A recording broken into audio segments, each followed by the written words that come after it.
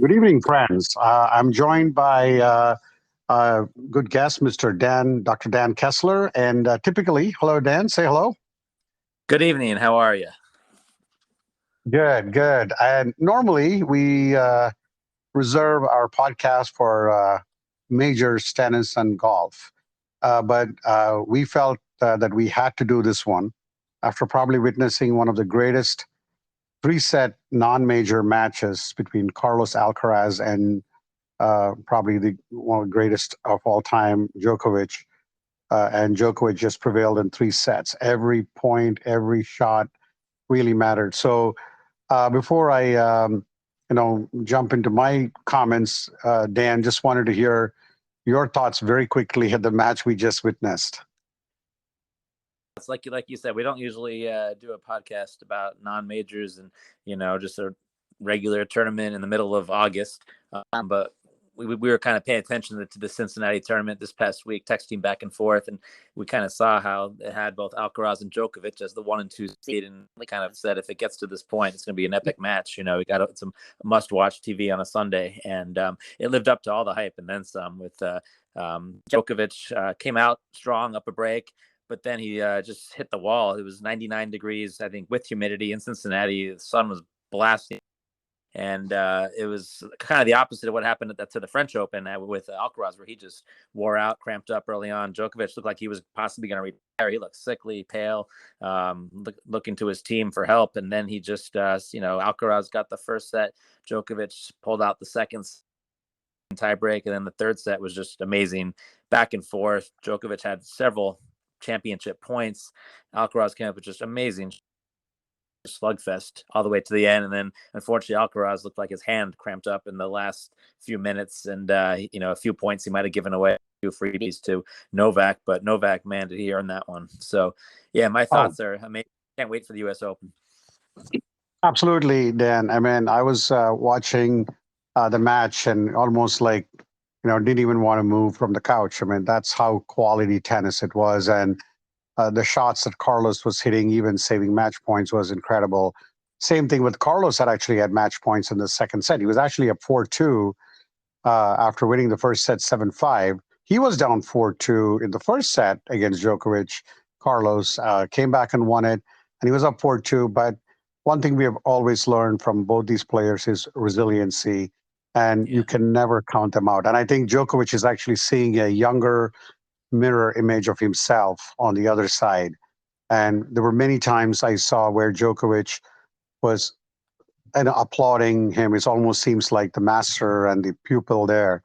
And it was, I have no rooting interest in either of them, but the quality of tennis that we witnessed today, I mean, if we can get a 5-setter like this in US Open, this may go down as probably the greatest finals ever that you will ever see. I mean, I think, Djokovic was totally wiped out, but somehow pulls through, and all credit to him.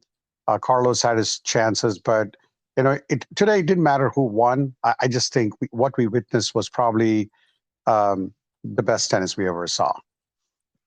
Yeah, and it's just just want to speak quickly to what a great rivalry opportunity we're going to the next maybe 2 years. If Djokovic, I think, like we talked about after Wimbledon and the great epic that match that was, Alcaraz came out on top at Wimbledon just about a month ago. But I think we're just going to have hopefully a great rivalry, barring any injury. Novak looks as fit as ever. Mentally, he's as strong as anyone, and hopefully a couple of years, maybe we'll get another 4 or 5 Grand Slam finals with the two of them just duking it out in 5-set epic battles. So I'm just really looking forward to the next 2 years, even though it's just gonna be the big two, these two guys, it looks like. But hey, I would sign up for that. Absolutely. I think when you look at the even how far Alcaraz has put himself ahead of all the young guns, you do have Casper Ruud, you have Holger Rune, you have Tsitsipas, and then Zverev. I clearly think Alcaraz has put himself at a at a much more bigger distance from these young brigade, I would say. And Novak is still the king to me. I mean, he's I don't think anybody could have beaten Alcaraz today except for Novak. I mean, that's the kind of it came down to 1 or 2 points, like you said. Carlos seemed a little bothered about the finger, but end of the day, kudos to Djokovic for capturing another title. I almost think this should be like a major because that tennis was just incredible.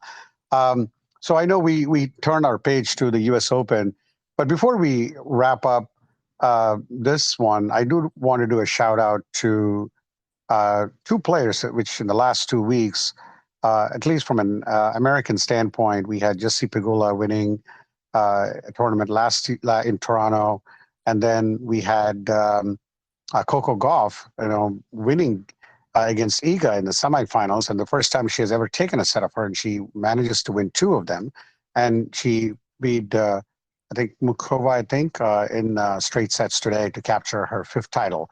So shout out to both the ladies for kind of keeping the American flag high. Yeah, no, I agree. I mean, it's a huge win for Gauff. Big her last tournament before the Open. I'm pretty sure she'll be taking next week off just to get prepped for the Open.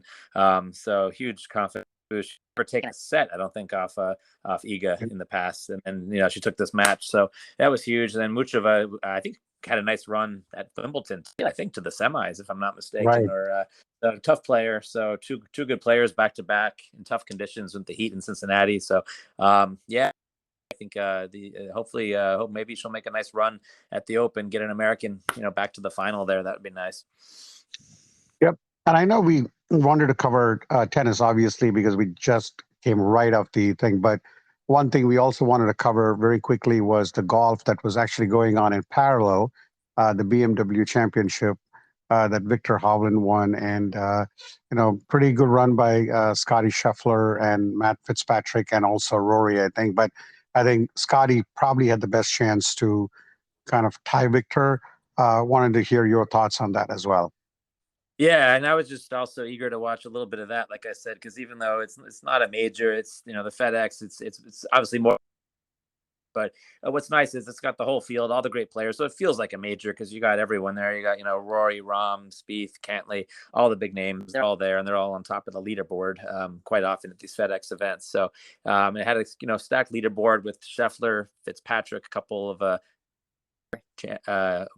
golf championship winners, and then Hovland has not won a major yet. He's probably the next great, hopefully, to get one, and he posted a 61 today. I didn't get to see too much of his round, but the commentator said that it was one of the greatest rounds he's ever seen a player have, as far as just ball striking, I guess, with just going at the pin all day long, making great putts. He was 9 under par today, so amazing Sunday ever in a final round at the FedEx playoffs. Scheffler, I guess, just he's probably the greatest ball striker out there right now, but his putting woes, he ranks very mediocre in putting this year, and that's what did him in today. I think on 17 he missed about a 5-footer for par. That put him 2 shots back Hovland with 1 hole to go, and obviously he came up short. So we'll see what happens next in the final when it's down to 30 now, the field. So should be interesting. Should be interesting. And I know, we'll just wrap up, but I know we also had on the across the pond in Australia, we had the Spain lift the FIFA Women's Championship against England. Just wanted to give a shout out to those ladies as well.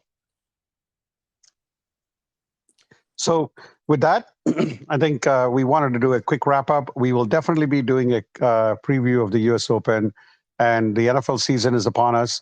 I mean, the season starts on September 10th. So we are looking forward to the NFL season as well. So there are a lot of sports coming. Baseball is going down the stretch as well. So looking forward to a lot of sports podcasts with Dr. Dan. So I think let's give kudos to Mr. Djokovic for an amazing win against Alcaraz. And final thoughts, Dan. Yeah, I mean, final thoughts were just, like I said, I'm just finished that match. I mean, we know he's obviously the greatest of all time with in number, and probably I don't think anyone could argue after watching that match, watching him over the past year, that he's the greatest of all time. There's no doubt. Just like I said, just the way he started out that match struggling, and then just the resilience to hang in there and get it together and just prevail. Just amazing. All right. That's a good wrap up. And I think, and then I think you can go and watch the trophy presentation, which I'm sure you're recording. So thank you again, Dan, for joining. And, we'll do the U.S. Open. And see All you right. guys all soon. Good night. Good night, everyone. Bye. Bye.